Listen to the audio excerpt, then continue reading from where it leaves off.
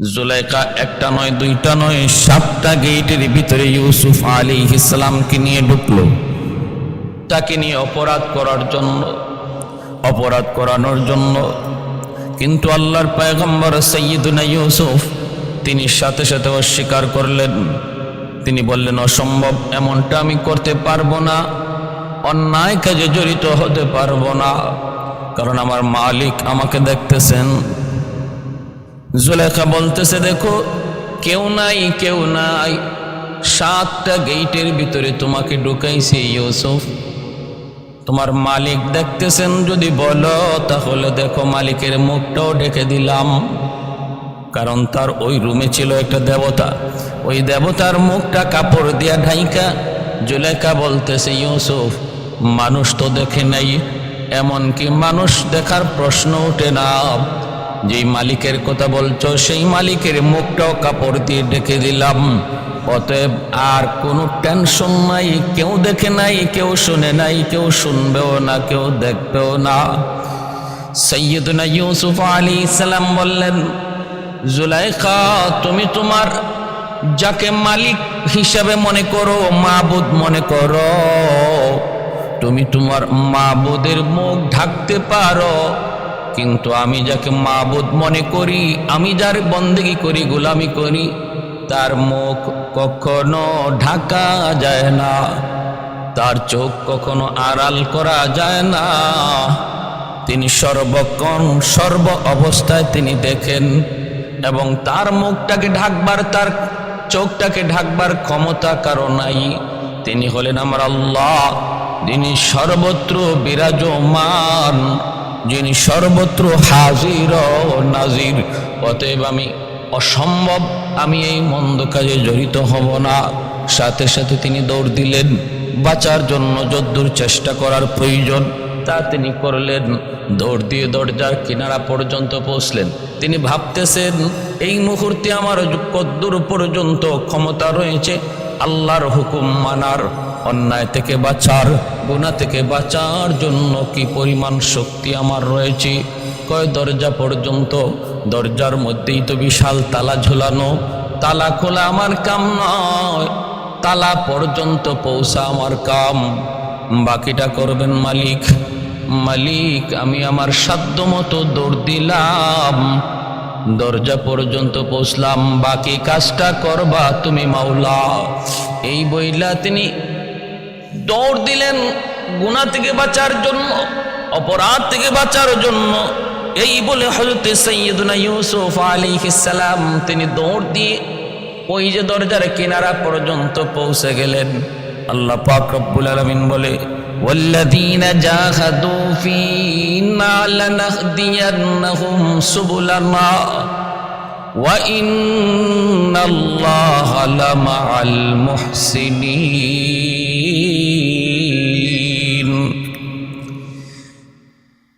আল্লাহ পাক বলেন, বান্দা আমাকে পাওয়ার জন্য যখন সামনে আগায়, আমি আল্লাহ তার সামনে রাস্তাগুলি সব আসান করে দিই। আমাকে পাওয়ার জন্য যখন বান্দা সামনে অগ্রসর হয়, আমি তার সামনে রাস্তাগুলি সব খুলে দিই, তখন আমি তার পথে সাহায্য করি। তাহলে বোঝা গেল আল্লাহকে পাওয়ার জন্য যখন চেষ্টা করে তখন আল্লাহ সাহায্য নাজিল হয়, চেষ্টা না করলে আল্লাহ তারে সাহায্য করতে আগান না। আমি আল্লাহকে পাওয়ার জন্য এক কদম যদি সামনে আগাই, আল্লাহ পাক আমার কাছে সামনে আমাকে পাওয়ার জন্য মালিক 2 কদম সামনে আগান। হাদিসে কুদসির মধ্যে এসেছে, মান তাকাররাবা ইলাইয়া শিবরান তাকাররাবতু ইলাইহি জিরা ওয়া মান তাকাররাবা ইলাইয়া মাশিয়ান তাকাররাবতু ইলাইহি হারওয়ালা। আল্লাহ পাক বলেন, 1 কদম তুমি সামনে আগাও, তোমাকে কোলে নেওয়ার জন্য আমি আল্লাহ 2 কদম সামনে আগাবো। আমাকে পাওয়ার জন্য তুমি পায়ে হেঁটে আগাও, আমি আল্লাহ তোমাকে কোলে নেওয়ার জন্য দৌড়ে সামনে আগাবো। বাইরা আস-সাইয়ু মিন্নি ওয়াল ইতিমামু মিনাল্লাহ। আমার আপনার কাম হলো চেষ্টা করা, আমার আপনার কাম হলো চেষ্টা করা। গন্তব্যে পৌঁছে দিবেন আল্লাহ, গন্তব্যে পৌঁছে দিবেন আল্লাহ। যে সাইয়্যিদুনা ইউসুফ আলাইহিস সালাম তিনিও আল্লাহকে পাওয়ার জন্য দৌড় দিয়া সাধ্যমতো তিনি দরজা পর্যন্ত পৌঁছে গেলেন। বাকিটা করবেন আল্লাহ। সাথে সাথে আল্লাহ পাক ওই তালাটা কুদরতি ভাবে আল্লাহ খুলে দিলেন। ইউসুফ আলাইহিস সালাম দৌড় দিয়া দরজা পার হলেন, সামনে আর একটা দরজা, ওখান পর্যন্ত গেলেন। বাকিটা করলেন আল্লাহ। সামনে আর একটা দরজা, দৌড় দিয়ে ওই পর্যন্ত গেলেন, বাকিটা করলেন আল্লাহ। একে একে 7টা তালা কুদরতি ভাবে আল্লাহ পাক খুলে দিলেন। 7টা গেট পাড়ি দিয়া যখন সামনে আগান, পিছনে জুলাইখা ইউসুফ আলাইহিস সালামের পিছনে পিছনে দৌড়ায়। ইউসুফ আলাইহিস সালাম সামনের দিকে দৌড়ান, জুলাইখা পিছন থেকে ইউসুফ আলাইহিস সালামের জামা ধরে টান দিল, জামাটা ছিঁড়ে গেল। ইউসুফ আলাইহিস সালাম আর জুলাইখা 7 গেটের সামনে, মেইন গেটের বাহিরে আসা মাত্রই দেখে আজিজে মিসর জুলাইখার স্বামী দাঁড়ায় আছি। জুলাইখার স্বামী দাঁড়ায় আছি। আজিজে মিসরের সামনে দুজন যায় হাজির। স্বামী তো অবাক হয়ে গেল, দেইকা ব্যাপার কি? পিছনে স্ত্রী দৌড়ায়, সামনে ইউসুফ, দুজনে এসে তার সামনে হাজির। অবাক নয়নে তাকায় রইছে, যেন চোখ তার প্রশ্ন করে, কি ব্যাপার, কি হয়েছে, তোমাদের কি হলো? জুলাইখা প্রশ্ন করার আগেই সে তার চালাকি শুরু করলো। চালাকি বলতেছে, জাহাপনা, যারে এতদিন পর্যন্ত আপনি নিজের সন্তান বইলা তারে পাললেন, লালন পালন করলেন, এতটা আমানতদারি, যার মধ্যে বিশ্বস্ততা, যার মধ্যে আছে আপনি মনে করলেন, সেই আজকে আপনার সাথে বিশ্বাসঘাতকতা করেছে, সেই আজকে আপনার আমানতে খেয়ানত করেছে। বলে কি? সে আপনার আমানতে খেয়ানত করেছে, এই কথা বোঝাইতে চাইল ইউসুফ আমার সাথে অন্যায় করার জন্য আন্দরে ঢুকছিল। কত বড় জঘন্যতম অপবাদ মুহূর্তের ভিতরে। যেন আল্লাহ বলে নারীদের ষড়যন্ত্র বড় কঠিন। এমনকি আল্লাহ পাক রব্বুল আলামিন শয়তানের ষড়যন্ত্রের ব্যাপারে আজিম বলেন নাই, কঠিন বলেন নাই। নারীর ষড়যন্ত্রের ব্যাপারে আল্লাহ আজিম শব্দ ব্যবহার করেছেন, ইন্না কাইদাকুন্না আজিম। নারীদের ষড়যন্ত্র শয়তানের ষড়যন্ত্রের চেয়েও কঠিন। সব নারীর কথা বলি নাই, যে সমস্ত নারীরা ষড়যন্ত্র করে, যারা এই জঘন্যতম কাজে লিপ্ত, তাদের কখনো কখনো ষড়যন্ত্র, শয়তানের ষড়যন্ত্র কেউ হার মানায়। ইউসুফ আলাইহিস সালাম নীরব থাকেন নাই। যখন ওনার উপরে একটা মিথ্যা অপবাদ দেওয়া হচ্ছে, শরীয়তের বিধান হলো আপনার উপরে কেউ মিথ্যা অপবাদ দিবে আর চুপ থাকবেন না, এটা শরীয়তের বিধান নয়। বিধান হলো আপনি প্রতিবাদ করবেন, যে না, আমি এই দোষী নই, সে মিথ্যা বলতেছে, আমি তার সাথে অন্যায় করার জন্য ভিতরে ঢুকি নাই, সে আমাকে ফুসলাইয়া আন্দরের ভিতরে নিয়ে ঢুকলো, আমি ঢুকি নাই, আমাকে ঢুকাইছে, এবং সে অন্যায় করতে চাইছে, অপকর্ম করতে চেয়েছে, আমি সায় দেই নাই, আমি মানি নাই। আজিজে মিসর পড়লো বিপাকে। স্ত্রীর কথা বিশ্বাস করবে নাকি সাইয়্যিদুনা ইউসুফ আলাইহিস সালামের কথা বিশ্বাস করবে? ওই অবস্থায় ইউসুফ আলাইহিস সালামের নির্দোষ হওয়ার ব্যাপারে যে সাক্ষ্য দিয়েছিল, সেই সাক্ষী ছিল একটা দুধের শিশু, মায়ের কুলে। আপনারা বলুন, দুধের শিশু কথা বলতে পারে না? দুধের শিশু কথা বলতে পারে না, কিন্তু আল্লাহর কুদরতে পারে। যখন আল্লাহ চান, আল্লাহ যখন চান, তখন দুধের শিশু না, শুধু গাছও কথা বলতে পারে, মাছও কথা বলতে পারে, প্রাণীও কথা বলতে পারে, মৃত ব্যক্তিও কথা বলতে পারে, যদি আল্লাহ চান। যদি কে চান? আল্লাহ। কাদিরে কুদরত দারি পর কামাল, কাদিরে কুদরত দারি বর কামাল, আনতা রব্বি আনতা হাসবি যুল জালাল, আনতা রব্বি আনতা হাসবি যুল জালাল। সমস্ত ক্ষমতার মালিককে আল্লাহ। আল্লাহ সব কিছু পারেন, এমন কোনো কাম নাই যে আল্লাহ পারে না। আমরা যা পারি না আল্লাহ তা পারেন, আমরা যা দেখি না আল্লাহ তা দেখেন, আমরা যা শুনি না আল্লাহ তা শোনেন। ওই অবস্থায় দুধের বাচ্চারা সাক্ষী দিয়ে বলতেছে, আজিজি মিসিরকে বাদশাহ জাহাপনা, আমি আপনাকে বলি, আমি বলবো না ইউসুফ নির্দোষ, জুলাইখা নির্দোষ, এমন কথা বলবো না। আপনাকে একটা সূত্র বলে দিই, এই সূত্রের আকারে আপনি সামনে আগাইলি কে দোষী কে নির্দোষ আপনি নিজেই বুঝে ফেলবেন। কি সেই সূত্র? সূত্রটা হলো, আপনি সৈয়দনা ইউসুফ আলাইহিস সালামের আপনি জামা পরীক্ষা করেন, যদি তার জামা সামন দিক দিয়ে ছেঁড়া পান, সামন দিক দিয়ে যদি ছেঁড়া পান, তাহলে বুঝবেন ইউসুফ দোষী। কারণ ইউসুফ অন্যায় করতে চেয়েছেন, জুলাইখা বাধা দিয়েছে। ওই অবস্থায় জুলাইখার হাতের দ্বারা তার জামা ছিঁড়ছে, সামনের দিকে ছিঁড়া থাকলে বুঝবেন ইউসুফ দোষী, জুলাইখা নির্দোষ। আর যদি পিছন দিক দিয়ে জামা ছেঁড়া পান, তাহলে বুঝবেন ইউসুফ নির্দোষ ও জুলাইখা দোষী। তখন বোঝা গেল ইউসুফ তিনি চান নাই, ভাগতে চেয়েছেন, অন্যায় থেকে বাঁচতে চেয়েছেন, আর জুলাইখা পিছন দিক দিয়ে ওনাকে টান দিছে। এই কথা বলতেই আজিজে মিসর কয়, ভালো কথা, তাহলে জামা পরীক্ষা করি। জামা পরীক্ষা করে দেখলো ইউসুফ আলাইহিস সালামের জামা সামন দিকে নয়, সামন দিকে নয়, জামা ছেঁড়া পাওয়া গেল পিছন দিকে। সূত্র মোতাবিক প্রমাণ হয়ে গেল সাইয়্যিদনা ইউসুফ তিনি নির্দোষ, আর জুলাইখা হলো দোষী। এরপরও কিন্তু স্ত্রীর বিচার করে নাই আজিজে মিসর, কিছু গালমন্দ করছে, আর বিষয়টাকে ধামাচাপা দেওয়ার জন্য সাইয়্যিদনা ইউসুফ আলাইহিস সালামকে কারাগারে নিক্ষেপ করেছিল, সেটা ভিন্ন কথা। আমার উদ্দেশ্য শুধু এটা যে এমন তিন কোন শিশু যারা মার কুলে থেকে কথা বলেছেন, দুজনের কথা আল্লাহ কোরআনে বলেছেন, আর একজন কুলের শিশুর কথা আল্লাহর নবী তার হাদিস শরীফে বলেছেন। আসুন সে হাদিস শরীফের ঘটনাটা কি সেটা আমরা জানি। সেই ঘটনাটা হয়তো আমাদের অনেকেরই অজানা।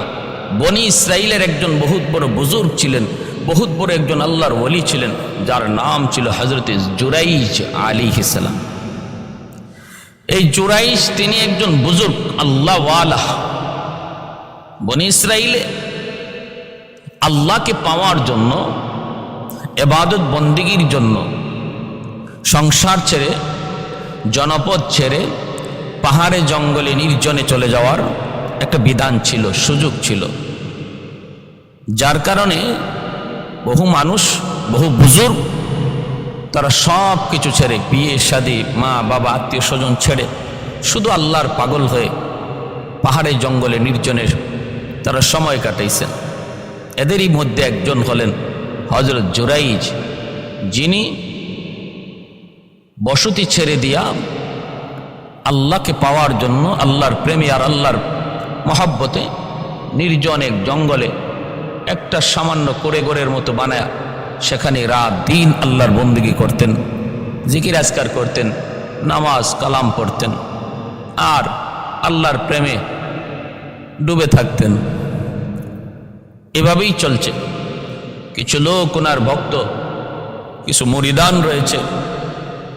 স্বাভাবিকভাবেই আল্লাহওয়ালা মানুষদের পক্ষে কিছু মানুষ থাকে, তাদের ভক্ত কিছু থাকে। আবার কিছু মানুষ এমনও থাকে যারা আল্লাহওয়ালাদেরকে মহব্বত করে না, বরং অন্তরে হিংসা রাখে, বিদ্বেষ রাখে। এটা সর্বকালে ছিল, আজও আছে, ভবিষ্যতেও থাকবে। এমন আলেম বিদ্বেষী, ওলামা বিদ্বেষী, আল্লাহওয়ালা বিদ্বেষী কিছু মানুষ, যাদের অন্তরে যদিও নামাজ কালাম পড়ে, বলে আমি ইসলাম মানি, বলে আমি নামাজ পড়ি, কিন্তু আল্লাহওয়ালাদের ব্যাপারে অন্তরে মহব্বত নাই, বরং অন্তরে হিংসা আর বিদ্বেষ। অতএব সমাজে দুটো গ্রুপই ছিল। ওই অবস্থায় জুরাইজ তিনি নির্জনে একা একি আল্লাহর বন্দেগী করতেছেন। আমার ভাইয়েরা, বন্ধুরা, একদিন মা সন্তানকে দেখার জন্য তিনি জঙ্গলে গেলেন নির্জনে। যেখানে বসে বসে জুরাইজ আল্লাহকে পাওয়ার জন্য, আল্লাহর বন্দেগী করার জন্য তিনি জায়গা বেছে নিয়েছেন। মা দরজার সামনে যায় দেখতে পেলেন দরজা বন্ধ। কেন দরজা বন্ধ? ভিতরে জুরাইজ নামাজ পড়তেছেন। নামাজ। মা দরজার বাহির থেকে ডাক দিলেন, বাবা জুরাইজ, বাবা জুরাইজ বলে তিনি ডাক দিলেন। কিন্তু জুরাইজ তো নামাজে। তিনি বলবেন যে আমি নামাজে, তাও তো পারেন না। আবার নামাজ ভাঙবেন, দরজা খুলবেন। তিনি মনে করতেছেন এটাও না, হয় না। ঠিক আছে, আমি নামাজটা শেষ করি, তারপরে দরজা খুলে দেখবো মা কেন এসেছেন। এইদিকে মা কয়েকটা ডাক দেওয়ার পরেও যখন জুরাইজ দরজা খুললেন না, মা তখন আর ডাকাডাকি না করি তিনি চলে আসলেন। জুরাইজ নামাজ শেষ করে দরজা খুলে দেখেন মা দরজার বাহিরে নাই, মা তো চলে গেছেন। দ্বিতীয় দিন মা আবার আসলেন, একই অবস্থা, দরজা বন্ধ। ওই দিনও জুরাইজ নামাজের মধ্যে তিনি মগ্ন। মা ডাকতেছে, বাবা জুরাইজ, কিন্তু তিনি তো ভাবতেছেন আমি নামাজ শেষ করিনি, নামাজ শেষে আমি দেখব মা কেন এসেছেন। নামাজ শেষ করলেন, মা এর ভিতরে চলে গেলেন। দ্বিতীয় দিনও মা ডাকলেন, কিন্তু সন্তানের ডাকের জবাব পান নাই। তৃতীয় দিন মা আবার আসলেন, একই অবস্থা, দরজা বন্ধ, ভিতরে জুরাইজ নামাজে মগ্ন। আবারও ডাক শুরু করলেন। জুরাইজ ভাবলেন নামাজটা শেষ করেই মার ডাকটা শুনবো, দরজা খুলে দিব। ওই দিনও কিন্তু মা ডাকাডাকি করো, যখন দরজা খুলল না, মা তো আর জানেন না ভিতরে জুরাইজ নামাজে মগ্ন। তিনি তো আর জানেন না, বুঝেন না। মা চলে যাচ্ছেন, কিন্তু 3 দিন সন্তানের সাড়া না পাওয়ার কারণে, সন্তানকে না দেখার কারণে, দরজা না খোলার কারণে মা ভীষণ কষ্ট পেলেন। কষ্ট পেয়ে মা ফিরে যাইতেছে, আর একটা বদদুয়া দিয়ে যাচ্ছেন। মা যাইতেছে আর বলতেছে, 3 দিন আসলাম, তোরে ডাকলাম, কিন্তু তুই দরজা খুললি না। তুই তোর বন্দিগিতে লিপ্ত, ঠিক আছে, তুই তোর বন্দিগি লইয়া থাক, তুই তোর বন্দিকে লইয়া থাক। আমি মার প্রয়োজন নাই, আর আমারও তোর প্রয়োজন নাই। আল্লাহ যেন তোর মৌতের আগে বেশ্যা কোনো নারীর ফান্দে ফালায়। নাউজুবিল্লাহ। এ ভাই, মার দোয়া বদদুয়া, বাবার দোয়া বদদুয়া সন্তানের জন্য সরাসরি আল্লাহর দরবারে কবুল। এটা আমার নবী বলেছেন, 3 ব্যক্তির দোয়া বদদুয়া আল্লাহর দরবারে সরাসরি কবুল। মাঝখানে কোনো বাধা থাকে না রে যুবক। সালাসাতুন দাওয়াতুম মুস্তাজাবাতুন লা শাক্কা ফীহি, দাওয়াতুল মাজলুম ওয়া দাওয়াতুল মুসাফির ওয়া দাওয়াতুল ওয়ালিদ আলা ওয়ালাদিহি। একদল হলো মজলুম, মজলুমের দোয়া বদদুয়া আল্লাহর দরবারে সরাসরি কবুল। দ্বিতীয় হলো মুসাফিরের দোয়া বদদুয়া আল্লাহর কাছে সরাসরি কবুল। তৃতীয় হলো বাপ মার দোয়া বদদুয়া আল্লাহর কাছে সরাসরি কবুল। এজন্য দুর্বলের উপরে জুলুম করো না, দুর্বলের উপরে জুলুম করো না, কারণ দুর্বলের আহাজারি আল্লাহর আরশ পর্যন্ত পৌঁছতে কোনো বাধা থাকে না। দুর্বল যদি আহ কয়, মালিক আমি দুর্বল, আমি অসহায়, এজন্য কেউ আমার পক্ষে কথা বলে না। আজকে সমাজে বিচার বসলেও দুর্বলের পক্ষে কেউ কথা বলে না, দুর্বলের পক্ষে কেউ রায় দেয় না, দুর্বলের পক্ষে কোনো লোক পাওয়া যায় না। দুর্বল যদি নির্দোষ হয় তবুও সমাজে তাকে দোষী বানানো হয়, আর সবল মানুষ যার শক্তি আছে, টাকা আছে, গোষ্ঠী বড় আছে, বিচার তার পক্ষে যায়। এজন্য মনে রাখবা, কোনো দুর্বল মানুষের উপরে বিচার আচার জুলুম কইরা তুমি যদি আজকে তার উপরে বিজয়ী হয়ে যাও, মামলার রায় যদি তোমার হাতে নিয়ে যাও, মনে রাখবা এই মামলা এখানেই শেষ নয়, এটা দুনিয়ার আদালত থেকে আসমানি আদালতে যায় জমা হয়। যদি কোনো মামলা দুনিয়ার আদালত থেকে আসমানি আদালতে যায়, ওই মামলা থেকে রেহাই পাওয়ার কোনো উপায় নাই। এজন্য রে আমার ভাই, খেয়াল করে শোনেন, মামলা দুনিয়াতেই শেষ করে যাবেন, কোনো মামলা আসমানি আদালতে যেন না যায়। মৌতের আগে আগে সব মামলা দুনিয়াতে ডিসমিস করেন। কার উপরে জুলুম করেছেন, মৃত্যুর আগে আগে মাপ চেয়ে নেন। কার হক নষ্ট করেছেন, মৃত্যুর আগে আগে তার হক তার ফিরিয়ে দেন। আল্লাহর আদালতে যেন মামলা না গড়ায়। যদি গড়ায় তাহলে মস্ত বড় বিপদ। 2 নম্বর হলো মুসাফিরের দোয়া বদদোয়া। মুসাফিরকে কষ্ট দিও না, পারলে তার কাছ থেকে দোয়া নিও। 3 নম্বর হলো বাপ মাকে কষ্ট দিও না। বাপ মার এমন কোনো কষ্ট দিও না যেই কষ্টে যায়। এই অবস্থায় যদি তোমার মরণ হয়, যত বড় নামাজি, যত বড় দিনদার, যত বড় আল্লাহওয়ালা, যত বড় হাজি আর যত বড় গাজী হও না কেন, যদি মার দিলে কষ্ট থাকে, বাবার দিলে কষ্ট থাকে, তাহলে কোনো আমলি আল্লাহর কাছে তোমাকে মাফ করাইতে পারবে না, নাজাত দিতে পারবে না। মৌতের আগে আগে মাকে খুশি করো, বাবাকে খুশি করো, তাহলে সমস্ত ইবাদতের হিসাব আল্লাহর কাছে পাইবা, আর নতুবা কোনো হিসাব মিলবে না। ভাইয়েরা, বন্ধুরা, জুরাইজের মা চলে যাইতেছেন আর ভাবতেছেন আর বদদুয়া দিচ্ছেন, 3 দিন তোর কাছে আসলাম, ডাকাডাকি করলাম, কেন আসলাম আমি মা, এতদূর পর্যন্ত তুই জানার চেষ্টা করলি না। তুই তোর নামাজে মগ্ন, ঠিক আছে, তুই নামাজেই থাক, তুই তোর বন্দিগিতেই থাক, তুই তোর জিকির আজকারেই থাক, আমার প্রয়োজন নাই। তোরে যেন মৌতের আগে আগে আল্লাহ কোনো বেশ্যা নারীর ফান্দে ফালায়, নাউজুবিল্লাহ। এ যুবক, মনে কইরো না আমার বন্দেগীর দ্বারা আমি আল্লাহর কাছে পার পেয়ে যাব। মনে কইরো না আমি বহুত বড় বুজুর্গ, আমি বহুত বড় অমুক, আমি বহুত বড় তমুক। মার সামনে কোনো বুজুর্গই চলে না, বাপ মার সামনে কোনো চেয়ারম্যানি, মেম্বারি, এমপিগিরি, মিনিস্টারগিরি চলে না। দুনিয়ার যত ক্ষমতা, যত পাওয়ার, সমস্ত পাওয়ার মায়ের পায়ের নিচে, মায়ের পায়ের নিচে। এমনকি নবীদের নবুয়ত পর্যন্ত মার সামনে কিছুই না। আল্লাহর নবী, রহমতের নবী, সাহাবায়ে কেরামদেরকে নিয়ে নবী যে রানা নামক জায়গার মধ্যে নবী বসা, হঠাৎ করে সাহাবায়ে কেরাম দেখতেছেন আমার দ্বীনের নবী, মায়ার নবী, তিনি মজলিস থেকে উঠে গেলেন। ওইটাই নবী দৌড় শুরু করলেন। সাহাবায়ে কেরাম অবাক, নবী কোথায় যান? তাকায় দেখেন একজন বৃদ্ধা মহিলা লাঠিতে বর দিয়ে নবীর দরবারের দিকে আসতেছে।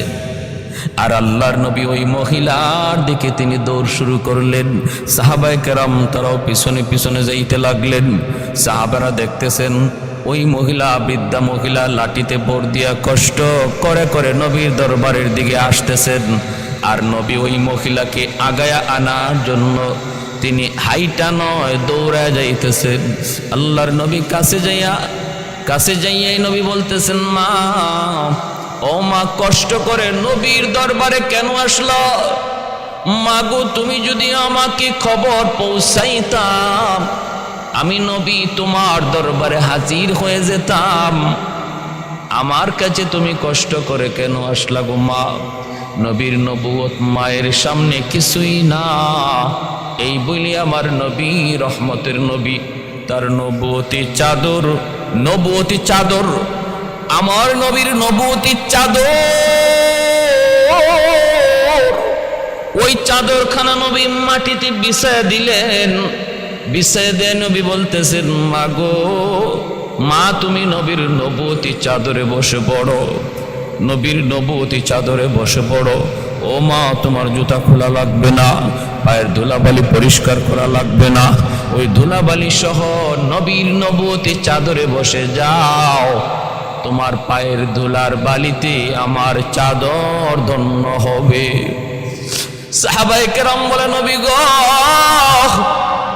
কে গো নবী, কি তার পরিচয়? এত দামি মহিলা সে কে যে নবীর চাদরে পায়ের ধুলা বালিশও বসে গেল, যার পায়ের ধুলাতে নবীর নবুয়তি চাদর ধন্য হবে। বললেন, নবী গো তিনি কে?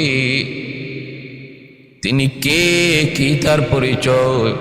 এত বড় মহিয়সী নারী তিনি কে? কি তার পরিচয় একটু জানান। আল্লাহর নবীর চোখ দিয়ে তখন একটু অশ্রু ঝরতে লাগলো, চোখের কোণায় নবীর অশ্রুর ফোঁটা জমে গেল। নবী তখন বলতেছেন, সাহাবীরা শোনো, তোমরা তো জানো আমি নবী জন্মের আগেই বাবা হারাইছি, তারপরে কিছুটা বুঝ হওয়ার পর মা হারাইলাম, কিন্তু তাও তো জানো আমি নবীকে একজন মহিলা দুধ খাওয়ায় বড় করছেন। নবীর দুধমার নাম তোমরা শুনেছ? সাহাবীরা বলে, নবী গো আপনার দুধমার নাম হলো হালিমা সাদিয়া। হালিমা সাদিয়া। নবী তখন চোখের পানিটা মুছেন আর বলেন, সাহাবীরা রে, তোমরা শুধু নবীর দুধমার নাম শুনেছ, হালিমা হালিমা, কোনদিন হালিমা সাদিয়াকে দেখো নাই। আজকে নিজের চোখে দেখে নাও, নবীর নবুয়তি চাদরে যিনি বসলেন তিনি আর কেউ নন, তিনি হলেন নবীর দুধমা, যার নাম হলো হালিমা সাদিয়া, যার নাম হলো হালিমা সাদিয়া। তিনি তোমাদের নবীর দুধমা, তিনি হলেন নবীর দুধমা। আল্লাহর নবী বুঝাইলেন, সাহাবীরা রে, মনে রেখো মার সামনে আমি নবীর নবুয়ত কিছু না, আমি নবীর নবুয়ত কিছুই না। এজন্য যুবক মনে রেখো, তুমি যত কিছুই হও না কেন, সন্তান তুমি যত বড়ই হও না কেন, দুঃখিনী মার সামনে তুমি কিছুই না। কারণ তোমার জীবনে যত পাওয়া সব কিছুর পিছনে মায়ের দোয়া, তোমার জীবনের সব কিছুর পিছনে বাপ মার দোয়া। সাবধান, মনে রেখো, আমার কোনো আচরণে যেন মা কষ্ট না পায়। যদি কষ্ট পায়া অন্তর থেকে বদদুয়া দিয়া দেয়, ওই বদদুয়া কিন্তু আল্লাহর আরশ পর্যন্ত পৌঁছতে কোনো বাধা থাকে না। জুরাইজের মা বদদুয়া দিলেন কি, আল্লাহ যেন তোর মৌতের আগে কোনো বেশ্যা নারীর ফান্দে ফালায়। কবুল হয়ে গেছে আল্লাহর দরবারে, হয়ে গেছে। জুরাইজ ফান্দে পড়ে গেলেন। কি ছিল সেই ফান্দ? হলো ওই জঙ্গলে এক রাখাল একটা মেয়ের সাথে অপকর্ম করলো, আর মেয়েটা গর্ভবতী হলো। গর্ভবতী হয়ে আর সন্তান চলে আসলো। সন্তান যখন ভূমিষ্ঠ হয়ে গেছে তখন দুজন পড়ছে বিপদে। এতদিন পর্যন্ত যাই অন্যায় করছি না করছি কোনো আলামত ছিল না, এখন তো সন্তান বহুত বড় আলামত আমাদের অপকর্মের। মানুষ জিজ্ঞেস করবে, এলাকার মানুষ জিজ্ঞাসবে, সন্তান পাইছো কই? তোমার বিয়া হইছে না সন্তান পাইছো কই? জবাব দিমু কি? এটা তো আর লুকানো যাবে না। কি করি? রাখাল বলতেছে, শোনো, আমার কাছে একটা বুদ্ধি আছে। কি বুদ্ধি? বুদ্ধি হলো, তুমি যদি আমার কথা বলো যে এই সন্তানের বাপ আমি, তাহলে আমি হইলাম একটা সাধারণ রাখাল, এলাকার মানুষজন মুহূর্তের মধ্যে আমাকে হত্যা করবে। কারণ দুর্বলের উপরে বিচার 100 প্রয়োগ করতে সমাজ জানে, সবলের উপরে বিচার ওই না। কিন্তু দুর্বল যদি কোনো অন্যায় করে, এখানে একদম 100 বিচার করতে সবাই প্রস্তুত। আল্লাহ নবী কথা হাদিস শরীফে বলছেন যে এই ধরনের অপরাধের কারণে অতীত যুগের বহু কওমকে আল্লাহ ধ্বংস করে দিছে। ইযা সারিকা ফীহিমুশ শরীফ তারাকু ওয়া ইযা সারিকা ফীহিমুদ দাঈফ আকামু আলাইহিল হাদ্দা। 100 হদ কায়েম করে দুর্বলের উপর, আর সবল যদি একই অন্যায় করে এড়ায়া যায়, কেউ তখন বিচারে আসতে চায় না, বসতে চায় না। আল্লাহর নবী বলেন, সমাজের এই অন্যায় থেকে বেঁচে থাকবা, কারণ এই অপরাধের কারণে অতীত যুগের বহু কওমকে আল্লাহ ধ্বংস করে দিয়েছেন, সমূলে ধ্বংস করে দিয়েছেন। ওই রাখাল বলতেছে, শোনো, আমি দুর্বল, অন্যায় করছি, ঠিক আছে, আমি অন্যায় করেছি, কিন্তু যদি আমার কথা তুমি বলো তাহলে আমার উপায় নেই, তোমারও উপায় নেই, আমাকে হত্যা করবে, তোমাকে হত্যা করবে। বাঁচার একটা পথ আছে আমার মাথায়, সেটা হলো একজন সবলের নাম বলে দিবা, তার বাপ অমুক, সবল একজন মানুষের নাম বলবা, তাহলেই সমাজের মধ্যে একটা দ্বন্দ্ব লাগবে, কারণ সবলের পক্ষে কিছু লোক থাকবে, আর আমি আর তুমি মাঝখান দিয়ে বেঁচে যাব। কয় আমার কাছে লোক কয়েকজন বাউ হয়ে গেছি, কয় কে? কয় লোকটা হলো এলাকার মানুষ যারে পিশাব মনে করে, অসংখ্য অগণিত ভক্ত তার আছে, ওই যে জঙ্গলে তাকে জুরাইজ, তিনি তো বহুত বড় বুজুর্গ, তিনি তো বহুত বড় আল্লাহওয়ালা, আমিও জানি, তুমিও জানো, কিন্তু আমাদের বাঁচার জন্য অপরাধটা তার গাড়ে যদি চাপাইয়া দাও আর বলো যে এই সন্তানের বাপ জুরাইজ, তাহলে তার কিছু মরিদান থাকবে, এরা এই কথাকে বিশ্বাস করবে না, আর তার বিরুদ্ধে যে কিছু মানুষ আছে তারা এটারে সুযোগ মনে কইরা এলাকার মধ্যে একটা দ্বন্দ্ব লাগবে, আর মাঝখান দিয়ে তুমি আমি বেঁচে যাব। মহিলারা যখন এই বুদ্ধি শিখাইয়া দিল, মেয়েটা এলাকার মানুষের কাছে, বসতির কাছে এমনই বলল। আমাদের সমাজও এমন আসেনি না নাই, অন্যায় করে একজন আর দোষ চাপানো হয় অন্যজনের উপর, দোষ করে একজনে আর শাস্তি ভোগ করে অন্যজনে, এটাও আমাদের সমাজে আসেনি না নাই, বলে আছে, হাজারও আছে। আর যদি কোনো উলামায়ে কেরামের কোনো দোষ পাওয়া যায়, সেটা যদি ছোট হয়, সেটাকে পাহাড় পরিমাণ বড় করা হয়। উলামায়ে কেরামের বিরুদ্ধে আমাদের সমাজে একদল মানুষ ছিল, আছে, থাকবে, যারা তাদের দোষ ত্রুটি সর্বদা খুঁজে বেড়ায়। আলেম যদি বউ নিয়েও কোথাও যায়, এটাকেও কালার করার চেষ্টা করে, এটাকেও অন্যায় কাজে ফালাইয়া দেওয়ার চেষ্টা করে, তাকে হেনস্থা করার, তাকে অপদস্থ করার কৌশলে কিছু নাস্তিক, কিছু মুরতাদ, কিছু ইসলাম বিদ্বেষী মানুষ সর্বদা তৎপর রয়েছে। এজন্য একজন আলেম তার প্রতিটা কদমও সতর্কতার সাথে দিতে হয়, কারণ আমার পিছনের লোক আছে। ভাইরা, বন্ধুরা, এজন্য জুরাইজ তিনি আল্লাহর বহুত বড় ওলি। অপবাদ দিয়ে দিল, এলাকার মানুষেরা জিজ্ঞেস করে, মেয়েটাকে সন্তান পাইলে কোথায়? মেয়েটা তখন বলতেছে, আমি সন্তান কোত্থেকে পাইলাম, এটা যদি তোমাদেরকে বলি তাহলে তোমরা কি বিশ্বাস করবা? মানুষে কয় বিশ্বাস করব না, মানে ঘটনা কি, কে করেছে এমন, নাম বল। কয় তাহলে বলি, বিশ্বাস যদি করো তাহলে বলতেছি, শোনো, তোমাদের পিশাব, যারে তোমরা পীর ভাবো, যারে তোমরা বুজুর্গ ভাবো, যারে আল্লাহওয়ালা ভাবো, ওই যে জঙ্গলে থাকে একটা করে জুরাইজ, সেই আমার সাথে অন্যায় করেছে, অপরাধ করেছে, আমার সাথে অন্যায় কর্মে লিপ্ত হয়েছে, এর ফলে সন্তান হয়েছে। এই কথা শোনা মাত্রই এলাকার মানুষের মধ্যে দ্বন্দ্ব লেগে গেল। একদল বলতেছে অসম্ভব হয় না, আর একদল যারা ছিল ওই জুরাইজের বিরোধী, তারা সবল হয়ে গেল, সুযোগ পেয়ে গেল। সর্বদা যারা সুযোগের সন্ধানে থাকে, দেখি একটা কিছু পাই কিনা, দেখি একটা সুযোগ পাই কিনা, দেখি কোনো একটা বিষয় ঘটে কিনা, সেই সুযোগটারে কাজে লাগায় নিল। সমস্ত মানুষ এক হয়ে বলতেছে, এইবার সুযোগ যায়, আর সুযোগ হাতছাড়া করা যায় না। বুঝছি জঙ্গলে কেন গেল, কেন জঙ্গলে যায় ইবাদত করে, বুঝছি কেন সে নির্জনে গেল, এই অন্যায় করার জন্য, অপরাধ করার জন্যই সে বসতি ছেড়ে দিয়েছে, এই বুঝি তার উদ্দেশ্য। এই বইলা এলাকার মানুষ, বেশিরভাগ মানুষ সমবেত হইয়া যখন রওনা দিল, এলাকায় কিছু বিরোধী দল দাঁড়াইল, কিন্তু না, মারামারি এলাকায় হলো। তারপরে গেল জঙ্গলে, যাইয়া জুরাইজের ওই ঘর, যেই ঘরে বসে বসে তিনি আল্লাহর বন্দেগী করেন, ওই ঘরে যাইয়া হামলা শুরু করলো। জুরাইজ ভিতর থেকে আওয়াজ দিয়া বলেন, কে গো তোমরা, কে, কেন এমন করো, একটু কারণ বলো, কি ছিল আমার অন্যায়, কি অপরাধ, কেন আমার ঘর ভাঙ্গা? বাহিরে বের হওয়া মাত্রই লোকগুলি কয়, এখন তো তুমি বুঝবাই না, অন্যায় করার পরে অপরাধী কিছু বুঝে না, এটাই ঠিক।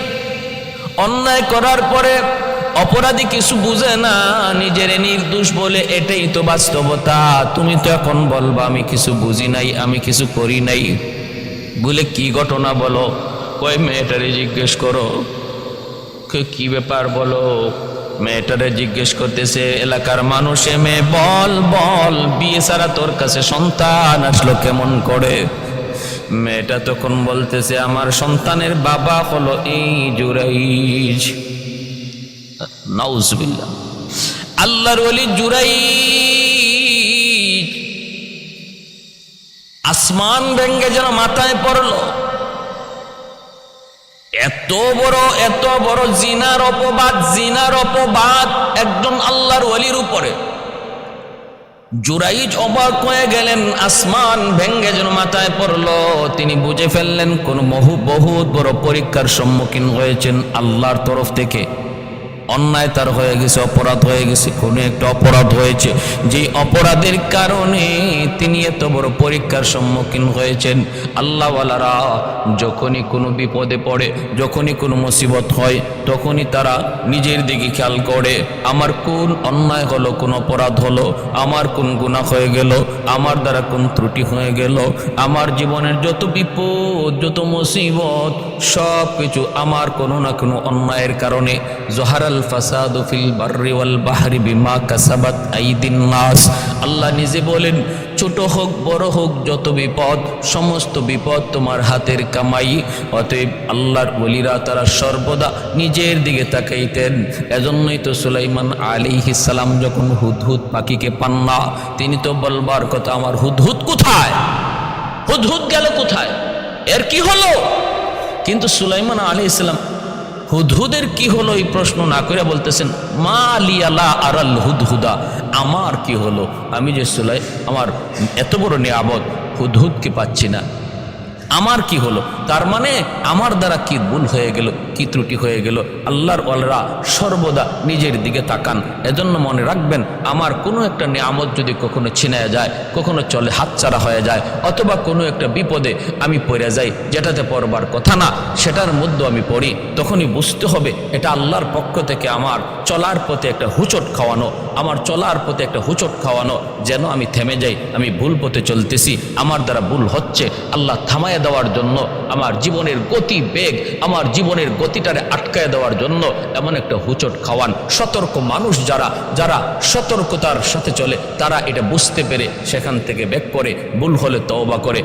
জোড়াই তিনিও বুঝতে পারলেন যে আমার এমন কোনো না কোনো একটা ভুল অবশ্যই হয়েছে, যাতে আল্লাহ নারাজ, যার কারণে আমি এই পরীক্ষার সম্মুখীন। কি সেই ভুল? চিন্তা করে পেয়ে গেলেন আমার মা। আমার মা একদিন নয় 3 দিন এসেছেন। আমি নামাজি ছিলাম, মার কথায় সাড়া দেই নাই। হয়তো এতে আল্লাহ নারাজ হয়ে গেছেন, নারাজ। এখন আমার আপনার প্রশ্ন হলো, নামাজ পড়ি কার জন্য? আল্লাহর জন্য। এইদিকে আল্লাহর জন্য নামাজ পড়লাম, নামাজ ভাঙলাম না, মা ডাক দিল, বাবা ডাক দিল, এতে আল্লাহ নারাজ হয়ে গেলেন কেন? আমি তো আল্লাহর জন্য নামাজ পড়তেছি, কেন আল্লাহ নারাজ হলেন? ফিকহের কিতাবে মাসালা লিখেন, একটা মাসালা শোনা 70 রাকাত নফল নামাজ পড়ার চেয়েও বেশি সওয়াব। তাহলে মাসালাটা একটু শুনুন। আমরা তো মাসালা জানতে রাজি না, ওয়াজ শুনতে খুব ভালো লাগে, কিন্তু মাসলা মানতে রাজি না, মাসলা জানতে রাজি না, মাসলা শিখতেও রাজি না। নামাজ পড়তেছি, 1 রাকাত ছুটে গেলে নামাজ কেমন করে পড়তে হয় তা জানি না, জানার চেষ্টাও করি না, বরং আরেকজনের দেখা দেখি নামাজ শেষ করে নেই। ঈদের নামাজ পড়ি, কেমন করে পড়তে হয়, কয়টা তাকবীর দিতে হয় জানি না, জানার চেষ্টাও করি না। আরেকজনে হাত উঠাইলো কি উঠাইলো না সেই দিকে লক্ষ্য করে অনেকে ঈদের নামাজ পড়ে ফেলে।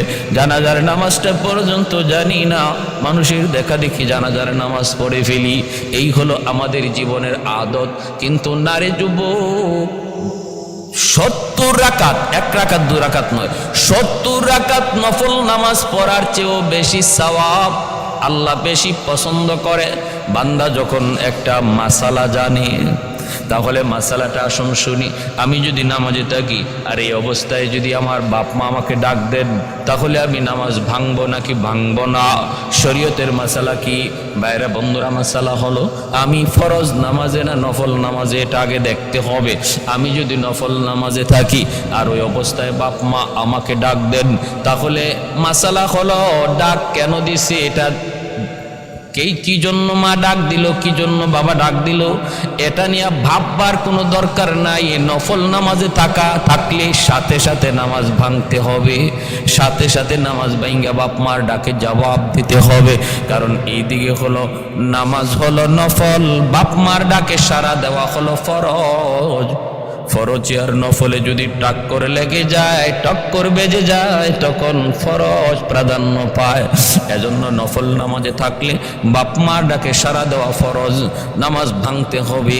আর যদি আমি ফরজ নামাজে থাকি আর একদিকে বাপ মা আমাকে ডাক দে, এ আব্দুর রহিম, বাবা আব্দুল করিম, তখন আমার চিন্তা করতে হবে ডাকটা কি জন্য। এটা কি ইমার্জেন্সি ডাক নাকি মা এমনি ডাক দিছেন?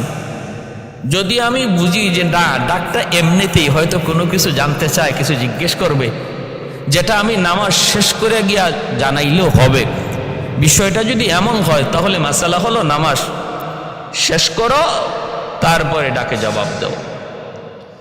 আর যদি আমি বুঝি যে না, ডাকটা ইমার্জেন্সি ডাক,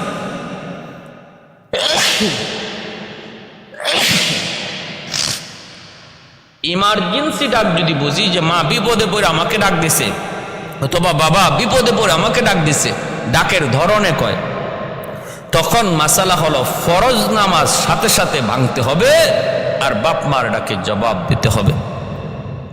এখানে ফরজে ফরজে টাক্কর, কিন্তু প্রাধান্য পাবে মার বাবা ইমার্জেন্সি ডাক। হয়তো মা হুচট খেয়ে পড়ে গেছে, অথবা বাবা বাথরুমে গিয়া মাথা ঘুরায় পড়ে গেছে, আর ডাক দিছে, কোথায় বেটা, কোথায়, তাড়াতাড়ি আসো, আমার একটু ধরো। এই অবস্থা, এই রকম কোনো বিপজ্জনক কোনো ডাক শুনলে পরে মাসালা হলো ফরজ নামাজ ভাঙ্গো, ডাকে সাড়া দাও। জুরাইস তিনি চিন্তা করলেন, আমি নামাজে ছিলাম নফল নামাজ, হয়তো আমার মা আমার ডাকে জবাব না পায় মা কষ্ট পেয়েছেন, আর মা কি যেন বিড়বিড়া একটা বদদুয়া দিয়ে গেছেন। সাথে সাথে জুরাইশ বলতেছেন, আমার গন্ডগোল কোথায় আমি বুঝে ফেলেছি, আমাকে তোমরা একটু সুযোগ দিবানি। আমি সব কথা মেনে নিব, আমাকে মারধর পরে করো, একটু সুযোগ দাও। বলে কি সুযোগ? মায়ের কাছে যাব। দৌড় দিয়ে জুরাইশ মায়ের কাছে আসলেন, আয়েশা মায়ের পা ধরে মাপ চাইতেছেন। জুরাইশ বলতেছেন, মা আমার দ্বারা বহুত বড় ভুল হয়ে গেছে গো মা, বহুত বড় অন্যায় হয়ে গেছে মা, তুমি মাফ করো। মনে রাখবেন রে যুবক, বাপ মার দিল এত নরম, সন্তান যত বড় অপরাধ করুক না কেন, যদি বাপ মার কাছে মাপ চায়, মাপ চাইতে দেরি হয়, মাফ করতে দেরি হয় না। সন্তান মা বাবার পা ধরতে রাজি হয়, দেরি হয়, বাপ মার দিল নরম হতে দেরি হয় না। বাইরা বন্ধুরা, কারণ সকল বিপদ সবাই দেখে সহ্য করতে পারে, কিন্তু সন্তানের বিপদ বাপ মা দেখে সহ্য করতে পারে না। সন্তান যদি মার কাছে বাবার কাছে মাপ চায়, বাপ মার সাথে সাথে মাপ করে দেয়। এ যুবক, বাপ মার দিল খুশি করা দুনিয়ার সবচেয়ে বেশি আসান। পৃথিবীতে এত সহজ আর কোনো কাম নাই বাপ মারে খুশি করা যতটা সহজ। 1000 টাকা ব্যয় করতে হয় না রে যুবক। খালি কমলা নিয়ে যদি মায়ের কাছে সন্তান যায়, যদি বাবার কাছে যায় বলে, আব্বা আজকে বাজার থেকে খালি কমলা এনেছি মা তোমার জন্য, দেখবার সাথে সাথে মার দিল খুশি হয়ে গেছে, মার দিল খুশি হয়ে গেছে, মা খুশি হয়ে গেছে। এই কমলা মা কিন্তু একা খায় না, তোমার সন্তানকে আগে খাওয়ায়, তারপরে নিজে খায়, তারপরে তোমারে দেয়। আরে যুবক, কমলাটা যদি সন্তানের হাতে না দিয়া, বিবির হাতে না দিয়া, তুমি তোমার মায়ের হাতে দেও, বাবার হাতে দেও, দেখবা মার দিল খুশি হয়ে গেছে, মার দিল খুশি হয়ে গেছে। আমার সন্তান বাজারে গিয়েও আমার কথা ভুলে নেই।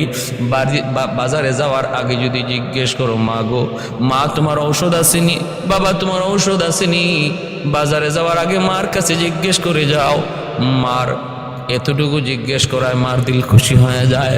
সন্তান বাজারে যাইতেছে, আমার কথা খেয়াল করছে, বাজার থেকে আসার সময় মার কথা খেয়াল করছে, খুশি হয়ে গেছে।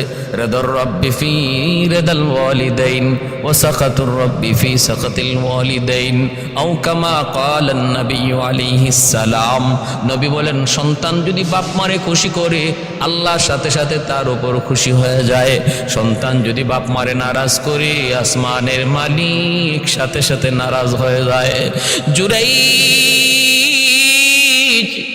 মায়ের পা ধরে যখন মাপটায় চোখে পানি ঝরাইয়া, মা গো আমি বুঝে ফেলেছি আমি এত বড় কঠিন পরীক্ষায় কেন পড়লাম। ও মা আমি বুঝে ফেলেছি, মা আমাকে মাফ করো, তুমি মাফ না করলে বিপদ থেকে উদ্ধার পাওয়ার কোনো সুযোগ নাই। মার দিল সাথে সাথে খুশ হয়ে গেছে। মা টান দিয়ে বুকে তুইলে কপালে চুমা খায়। মা যখন মাফ করে দিছে, জুরাই যাবার ওই মানুষগুলোর কাছে আসলেন। মানুষগুলি দাঁড়ায় রইছে। জুরাই যাইসা বলেন, আমি এসেছি, এবার ফয়সালা হয়ে যাবে। কি বলতেছে তোমরা বলো। এই মহিলা তুমি বলো কি বলতেছ। মহিলা বলতেছে, আমার সন্তানের বাবা আপনি। জুরাইজ বলতেছেন, ঠিক আছে, আমি যদি সন্তানের বাবা হই আর এই মুহূর্তে আমি যদি বলি আমি নির্দোষ, আমি অন্যায় করি নাই, তোমরা আমার কথা বিশ্বাস করবা না। কারণ মহিলা নিজে বলতেছে, মেয়েটা নিজে বলতেছে, তোমরা আমার কথা বিশ্বাস করবা না। আমি যদি বলি আমি নির্দোষ, আমার কথা বিশ্বাস করবা না। কিন্তু এই মুহূর্তে কোনো সাক্ষীও আমার কাছে নাই, আমার কাছে কোনো সাক্ষীও নাই যে আমি বলবো আমি নির্দোষ প্রমাণ করব। তবে আমি আল্লাহর কাছে সাহায্য চাইব, আমার মাওলার কাছে সাহায্য চাইব। আমি যদি বলি আমি দোষী, কিন্তু আমার আল্লাহ জানেন আমি নির্দোষ, এজন্য আমি আমার মালিকের কাছে সাহায্য চাইব। তোমরা সমস্ত মানুষ উপস্থিত থাকো। আজ আমার পক্ষে সাক্ষী দিবে এমন একজন দুধের শিশু, কুলের শিশু, যেই শিশুটা জন্মের পর মাত্র মায়ের দুধ খায়।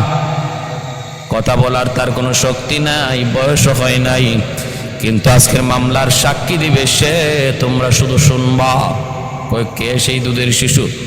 কই ওই শিশুটাই, যেই শিশু তার কুলে, যেই শিশুটা তার কুলে, এই শিশুটাই আজকের সাক্ষী দিবে। সে বলে দিবে তার বাবাকে। যদি ওই কুলের শিশুটা নিজেই বলে দেয় তার বাপকে, তার বাবার পরিচয় শোনায় দেয়, তাহলে কি বিশ্বাস করব?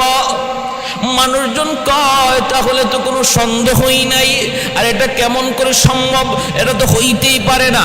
এই শিশু তো কথা বলার শক্তি নাই, এই শিশুর তো কথা বলার বয়স হয় নাই, তাহলে কেমন করে সম্ভব? জুরাইজ বলেন, সব সম্ভব যদি আমার আল্লাহ চায়, সব সম্ভব যদি আমার আল্লাহ চায়, সব সম্ভব যদি আমার আল্লাহ চায়। আলহামদুলিমান কদ্দারা খাইরাম ওয়া খাবালা, আলহামদুলিমান কদ্দারা খাইরাম ওয়া খাবালা, والشكر لمن صور حسنا وجمالا، والشكر لمن صور حسنا وجمالا، فرد صمد عن صفة الخلق بريء، رب أزلي خلق الخلق كمالا، لا ضد ولا ند ولا حد لمولاه، لا ضد ولا ند ولا حد لمولاه، الآن كما كان ولم يلق زوالا، الآن كما كان ولم يلق زوالا، لا مثل ولا صور مثلا ونذيرا، من قال سوى ذلك قد قال محالا। প্রশংসা করব কার? সকল ক্ষমতার মালিককে আল্লাহ। জুরাইজ বলেন, তাহলে তোমরা এবার নিজেরাই নিজের চোখে দেখো কি পরিমাণ ইয়াকিন আল্লাহর ওলির জন্ম নিল। এখন আমার সাথে আমার মায়ের দোয়া আছে, অতএব আমি বিপদে পড়ব না, আল্লাহ আমাকে বিপদে ফালাইবেন না। এতক্ষণ পর্যন্ত মায়ের দোয়া ছিল না, মার অন্তরে কষ্ট ছিল, এজন্য বিপদ। বাইরের জন্যই তো মূসা কালিমুল্লাহ তিনার আম্মা যেদিন মারা গেলেন, আল্লাহ বলতেছেন, মূসা এখন থেকে হুশে হুশে কদম বাড়ায়ো। এতদিন পর্যন্ত মা ছিল, মার দোয়াও পিছনে পিছনে ছিল। আজ তোমার মা দুনিয়ায় নাই, মার দোয়াও তোমার পিছনে নাই। অতএব রে মূসা কদম ঘষে ঘষে বাড়াইও। এত বড় পয়গম্বরে আল্লাহ কি সবক দিতেছে। আল্লাহ কয় মূসা বিপদ বিপদ বিপদ থেকে উদ্ধার করেছি আমি আল্লাহ, কিন্তু পিছনে মায়ের দোয়া। আজ পিছনে মায়ের দোয়া নাই, সামনের দিকে আগাইতে হুসে ঘুষে হাঁটো। ও ভাইরা বন্ধুরা, এজন্যই বলতেছি, এজন্যই খেয়াল করুন। জুরাইজ তখন বলতেছেন আমি তোমাদেরকে দেখায় দিব। এই বইলা তিনি ওই দুধের শিশুটার দিকে, দুধের শিশুটার কাছে যায় তার পেটের মধ্যে আঙ্গুল দিয়ে গুতা দিলেন।